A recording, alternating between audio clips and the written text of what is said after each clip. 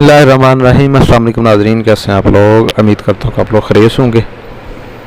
अक्सर लोग आपने देखा होगा कि वो इस तरह से उनका गुमान होता है, वो ये सोचते हैं कि शायद वही ये दुनिया चला रहे हैं, अगर वो यहाँ नहीं होंगे तो ये दुनिया रुक जाएगी। तो ऐसा कुछ भी नहीं है। इसी हवाले से एक बंदा बात सुनाता है कि वो ऐसे ही अपने दोस्त के पास जाता है, तो सरासरी वो बात करता है, कहता है कि मैंने आज ऐलान सुना तो मुझे लगा शायद आप फौत हो गए।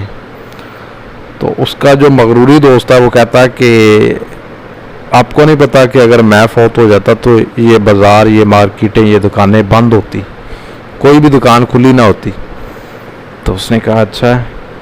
खुदा की करनी ऐसी हुई कि कुछ दिन बाद वो बंदा जो है वो फौत हो जाता है। तो दूसरा उसका दोस्त जो है वो बाज़ार में आता है, तो बाज़ार सारे ओपन है, मार्केट ओपन है, सारी दुकानें जो हैं वो खुली हैं। तो अजीब बात यह है कि जो बंदा फौत होता है उसके भाई की दुकान भी खुली है। तो वो बंदा बड़ा हैरान होकर पूछता है उसके भाई से कि आपके भाई की तो डेथ हुई है, तो आपने दुकान आज भी खोली है। तो उसने कहा कि जनाजा अभी लेट है, तो मेरा दूध दही का काम है, तो मैंने सोचा कि मैं जल्दी जल्दी जो है ना वो दूध दही जो है वो बेच लूँ, तो उसके बाद जो है ना वो जनाजे पे जाता हूँ।